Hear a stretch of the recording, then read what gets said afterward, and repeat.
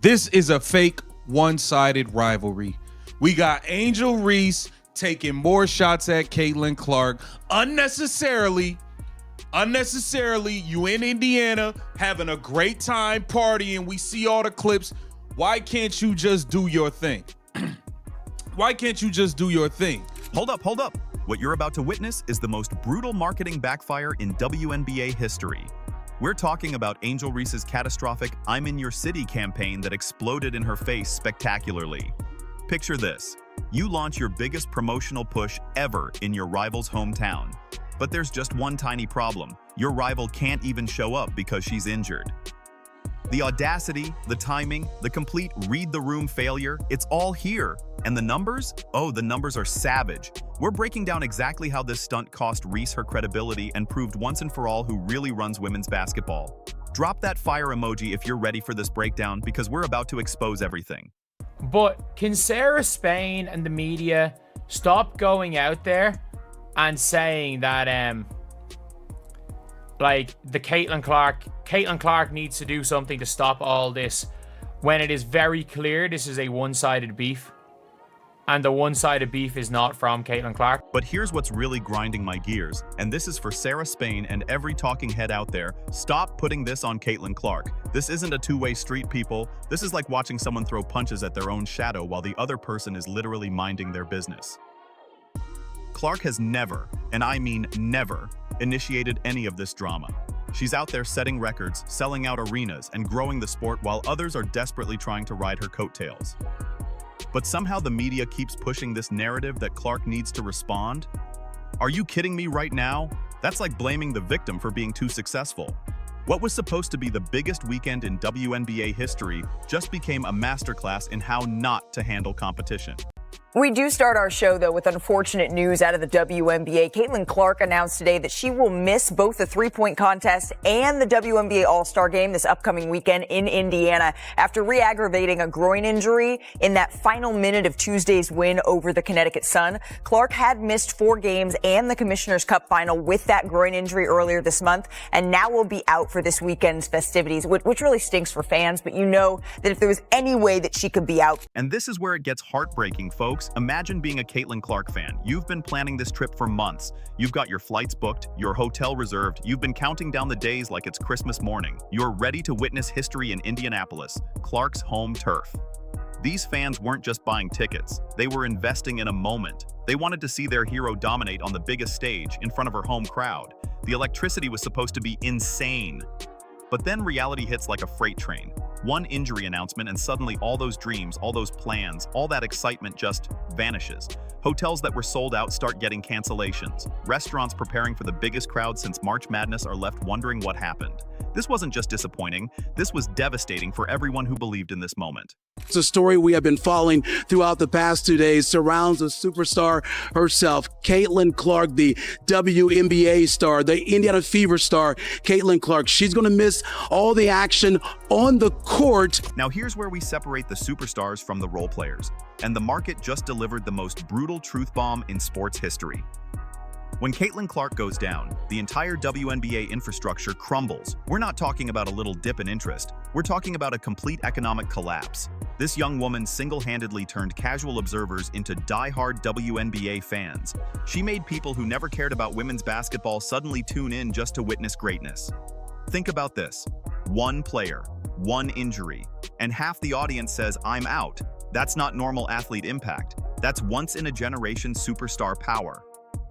The weekend that was supposed to crown women's basketball as a mainstream sport instead became a case study in how fragile momentum can be when it depends on one transcendent talent. Every corporate sponsor, every TV executive, every arena vendor just learned the same lesson. Caitlin Clark isn't just a star, she is the show. Caitlin Clark gets hurt, and guess what?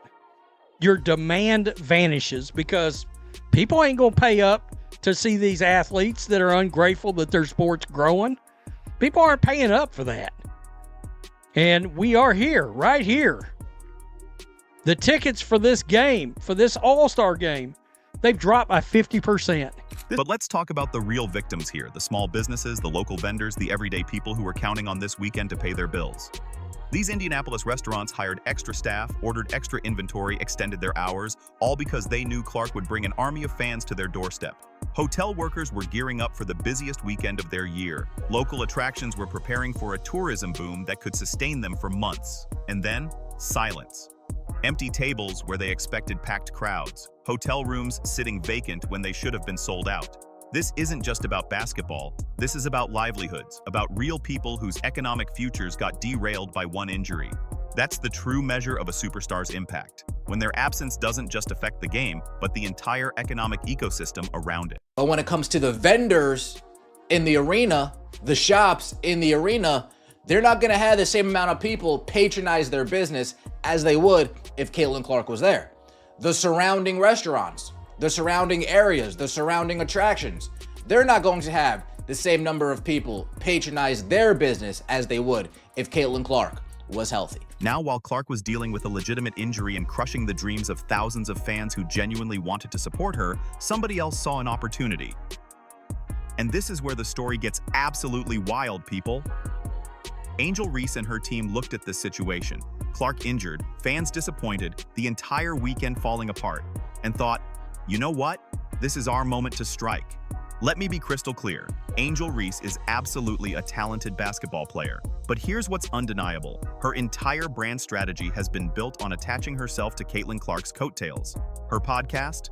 First 3 episodes were all about Clark. Her social media, constant Clark references, her marketing campaigns, all designed to capitalize on the Clark conversation. And now, with Clark sidelined, Reese decided it was time to make her biggest move yet. Reebok, Angel Reese are taking shots at Caitlin Clark, using her as promo. Angel Reese, let's be clear here. Let's just be all the way clear here. Angel Reese is a solid basketball player. Angel Reese 100% has benefited from attaching herself to Caitlin Clark at every single turn. Her podcast, the first 3 episodes, all the clips promoting was bringing up Caitlin Clark. It was bringing up Caitlin Clark and all of the promo. People wanted to know what she was going to say. She used Caitlin Clark as promo. So picture this absolutely unbelievable scenario. Your biggest rival is injured and can't defend their territory, so you roll into their hometown with billboards, social media campaigns, and messaging that screams, "I'm taking over." That's exactly what happened with Reese's "I'm in your city" campaign. She didn't just launch a shoe, she launched a full-scale territorial invasion while her competition was literally unable to compete. The messaging was brutal. Walk in your trap, take over your trap. Posted all over Indianapolis, Clark's backyard. Using Bankroll Fresh's track, making Instagram stories, putting up billboards, it was a complete media blitz designed to claim victory while the opponent was sidelined. Now, from a pure marketing perspective, it generated conversation, it got attention, it created buzz. But here's the problem. Timing is everything in marketing, and this timing made it look like you're trying to win a fight where your opponent can't even show up to defend themselves. That's not competition, that's opportunism wearing the mask of confidence. Angel Reese, I'm in your city. Walk in your trap, take over your trap. Post it on Instagram. There's about 15 fans there and Reebok put up a board. You would expect Reebok to put up a board. Let's never forget that when let's never forget the gigantic Caitlin Clark Nike billboard in Chicago. Let's never forget that. So if Reebok didn't put up a board for Angel Reese. And here's where the internet became absolutely savage with their reactions. Social media exploded with fans calling this move opportunistic, classless, and completely tone-deaf. The comments were brutal. People were saying things like, "Really, you're going to trash talk someone who's injured?" And "This is exactly why nobody respects fake rivalries." But here's what makes this even more interesting. Clark has never needed to say, "I'm taking over your city," because her game does all the talking. When she went to Chicago, she didn't need billboards or Instagram campaigns. She just dropped 31 points and 12 assists, became the only player in WNBA history to achieve those numbers in a single game. That's how you take over a city, with performance, not with promotional stunts. And the irony is thick here. Reese has literally never won a professional game in Indiana. Never. So you're claiming to take over a city where you've never actually won? The math isn't mathing, people. Is you continue to take shots at her, and then when them shots get fired back, nobody likes it. We don't have no videos of Caitlin Clark really taking shots at Angel Reese. Look at what Angel Reese and Reebok are doing for views. Walk in your trap, take over your trap. This is promo they're doing in Indianapolis, where Caitlin Clark plays. That is a clear shot. It's a clear shot. Like I said, this is a fake rivalry. I think you've won one game versus Caitlin Clark. You've never won in Indiana at all. It's just like you continue to attach yourself to her at every turn to use her as promo. Now here's what makes this situation even more fascinating from a strategic standpoint. When Clark's injury became official, every other player in the league showed class and respect. They toned down competitive messaging, focused on celebrating the weekend and the league's growth. But not Angel Reese. She doubled down, kept the campaign running full steam ahead like nothing had changed. And look, her marketing team is absolutely brilliant at generating conversation, even if that conversation is negative. They understand that in today's attention economy, being talked about is more valuable than being liked. But here's the brutal reality. Reese has made millions of dollars by attaching herself to the Caitlin Clark narrative. Yes, she receives backlash, but she's built an entire brand empire on the back of this manufactured rivalry. The problem is, when you build your brand on someone else's foundation, what happens when that foundation isn't there? Well, we just found out. The whole thing looks pretty empty and desperate. Caitlin Clark has never said a negative word about Angel Reese. Caitlin Clark has never said a negative word, or like, to be honest, when it comes to Caitlin Clark, like, she did show it by her actions. Showed it by her actions. She didn't need to say, I'm taking over Chicago. She did, however, go and put up 31 and 12, set a career high with 12 assists, be the only player in the history of the WNBA ever to have 31 and 12 in a game. She did, in fact, do that and then try to hype up the Chicago crowd. So it's like, fair enough, you want to say, oh, Caitlin Clark did this, then show it with your actions. Go and win MVP. Go and win MVP. Don't just be like, this is my city. Don't just come in and be like, this is my city. You've never won a game. Has she won a game in Indiana? I don't think she's ever won a game in Indiana. I actually do not think she has won a pro game in Indiana. Let's just call this what it is. A completely one-sided rivalry that exists purely because one side won't let it die. This isn't Clark versus Reese. This is Reese versus Clark, with Clark literally just trying to play basketball and mind her business. We don't have videos of Clark taking shots at Reese. We don't see Clark making her entire brand about this supposed rivalry. The only reason this rivalry still exists is because it's extremely beneficial for Angel Reese's career. Without the Clark connection, how many people would be talking about Reese right now? Without those podcast clips mentioning Clark, how many downloads would she have? This is marketing strategy disguised as competition, and everybody knows it. Now with Reebok she's using, this is nonstop. She has attached herself to Caitlin Clark at every single turn, and she has benefited. Let's be clear here. Yes, she does receive backlash. She does receive negativity, but she has benefited greatly. She has made millions of dollars off of attaching herself to Caitlin Clark and using her to make her brand bigger. Now, if you want to understand Caitlin Clark's true value to the WNBA, just look at these absolutely mind-blowing numbers. When news broke that Clark couldn't play, ticket prices didn't just dip, they collapsed. From $121 to $64, that's a 48% drop that happened overnight. The market literally screamed, if Clark isn't playing, this event is worth half the price. But wait, it gets even more insane. The All-Star Game was supposed to break records with an average purchase price of $262. That record-breaking demand disappeared faster than Angel Reese's credibility when people realized Clark wouldn't be there. This isn't just about one game, people. When Clark missed regular season games, we saw the same pattern. 47% drop for Washington games, 71% drop for Chicago games. That's not normal athlete impact, that's superstar economics. Corporate sponsors had to scramble, TV networks had to adjust their coverage plans, and event packages that had sold out in advance suddenly looked shaky. The entire weekend's success was built on one player being healthy enough to show up. This is absolutely a one-sided rivalry. And we've got to say it like it is. Like, we can't say Caitlin needs to do this, Caitlin needs to do that.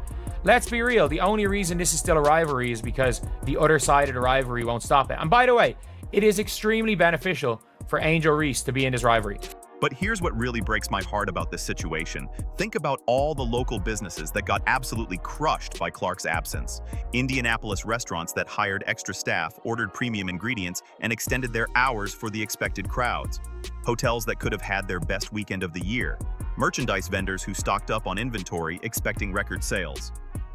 These aren't corporate giants who can absorb losses. These are small business owners whose livelihoods depend on events like this. They were counting on Clark bringing her army of fans to town, and when she couldn't play, their entire economic forecast got demolished. This exposes both the blessing and the curse of having a transcendent star like Clark. When she's healthy, she brings unprecedented attention and revenue that elevates everyone around her. But when she goes down, the entire economic ecosystem starts wobbling because no other current WNBA player moves the needle like this. That's not sustainable for a league, but it's the reality of where women's basketball is right now. The ticket prices. The demand fell off a cliff. And it's not just the on-court product that suffers without number 22, Caitlin Clark. The entire weekend's economic opportunities have felt the fallout.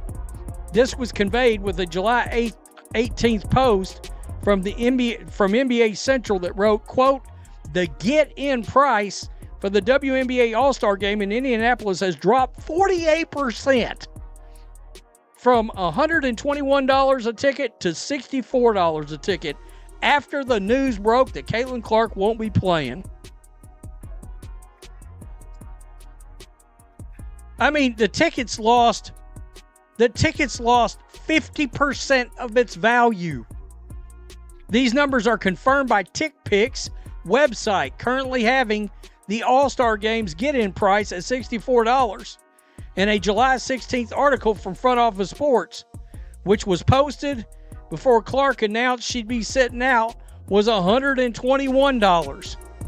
The 48% ticket price drop just made it official. Caitlin Clark isn't just another star, she is the show right now. Everyone suspected it, but seeing those numbers made it undeniable. The WNBA built this entire All-Star weekend around her presence, and without her, fans literally valued the experience at half the price. Markets don't lie, people. When your biggest draw goes down and your product immediately loses 48% of its value, that tells you everything about who's really driving this train. Clark has become the foundation that the entire league's growth is built on, and this weekend proved just how shaky things get when that foundation isn't there. From $121 all the way down to just $64 after news broke that Caitlin Clark won't be playing. These are people saying, I'm done. I don't want to watch. Caitlin Clark's not. I bought tickets solely to watch Caitlin Clark in the All-Star game. I made accommodations solely to get to Indiana to watch Caitlin Clark in the All-Star game. She is injured. I have no interest in that anymore. People are selling their tickets so much so they just want off of them. 121, okay. You want it for 100? Oh no, okay. I guess I gotta lower it to 80. Oh, you don't want to buy it for 80? Okay, I guess I'll lower it to 70. You don't want to buy it to 70? I guess I'll lower it to $64.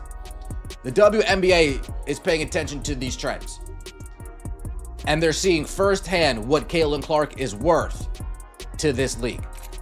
But here's where the story takes an absolutely incredible turn that had me shaking my head in disbelief. So you've got ticket prices crashing, fans disappointed, the entire weekend falling apart because your biggest star is injured. And the players decide this is the perfect moment to demand more money. That's right. WNBA players showed up to warm-ups wearing "Pay Us What You Owe Us" shirts while their biggest draw was sidelined and their product was losing 48% of its value in real time. I mean, the timing couldn't have been worse. You've got fans who just watched their investment lose half its worth overnight, and the players choose that exact moment to demand bigger paychecks? Look, the CBA negotiations are important. Players deserve better travel conditions, higher salaries, expanded rosters. These are legitimate concerns, but staging a labor protest during your marquee showcase event while your product is literally devaluing in front of everyone? That's not reading the room, that's ignoring the room entirely. Really unfortunate that Caitlin Clark missed it. The crowd would have been exploding. The crowd would have been exploding. The arena would have been exploding. Oh man, a big miss as far as the WNBA is concerned. And the fan reaction was absolutely brutal. Social media went nuclear with criticism. People were pointing out the irony. You're demanding more pay when half the audience only showed up for one player who isn't even here?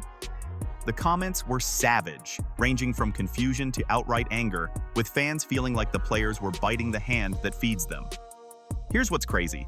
In most professional sports, you don't see players staging protests during their biggest events. The NBA doesn't have protest shirts during All-Star Weekend. The NFL doesn't use the Super Bowl as a platform for contract disputes. There's a time and place for these conversations, and All-Star Weekend, especially when your biggest star is injured and your product is devaluing, ain't it?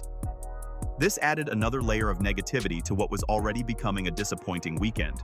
First, Clark gets injured, then ticket prices crash, then players start demanding raises while the whole thing falls apart. Talk about terrible optics. I mean, you're going to mess around and a large, massive group of fans are going to be like, enough is enough.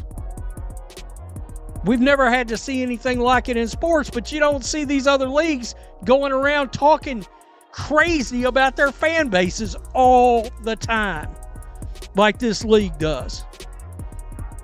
It's continuous. They're running their mouth about the people that are paying money to see them. You don't have other jobs where people walk up. You're in a public job that's in front of the world. You know what other professional leagues understand that the WNBA apparently doesn't? Timing and optics. When you're trying to build mainstream credibility, when you're fighting for respect and recognition, when you're asking fans to invest their time and money in your product, you don't stage labor disputes during your showcase moments.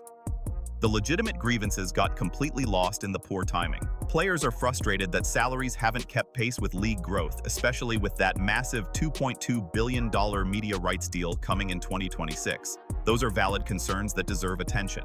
But instead of the conversation being about fair compensation, it became about players demanding raises while their biggest star was sidelined and their product was literally losing value. The optics were terrible. Even Commissioner Kathy Engelbert called the negotiations productive, but players dismissed it as a wasted opportunity. Meanwhile, fans are watching this and thinking, maybe I should spend my entertainment dollars somewhere else. A bunch of players and coaches over the last few days have complained without being fine-worthy about officiating. I just want to see about your thoughts on if officiating is an issue and how it can be improved, because clearly there seems to be problems or a disconnect between what players and coaches feel and what officials are actually calling. But here's the ultimate truth that makes all this drama irrelevant in the long run. This weekend proved beyond any shadow of a doubt that Caitlin Clark isn't just a player, she's the foundation that the entire league's growth is built on. When she goes down, ticket prices crash 48%. When she's healthy, the WNBA breaks attendance records and gets mainstream attention it has never seen before.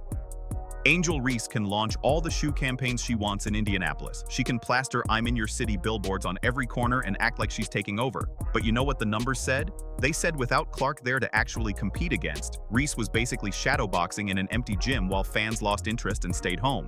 This setback will only make Clark's return more powerful and the Fever's championship run more compelling in 2025. The market has spoken, the fans have chosen, and the numbers don't lie. If you loved seeing the truth exposed today, smash that like button, subscribe for more real talk about women's basketball, and hit that notification bell so you never miss when we drop these truth bombs.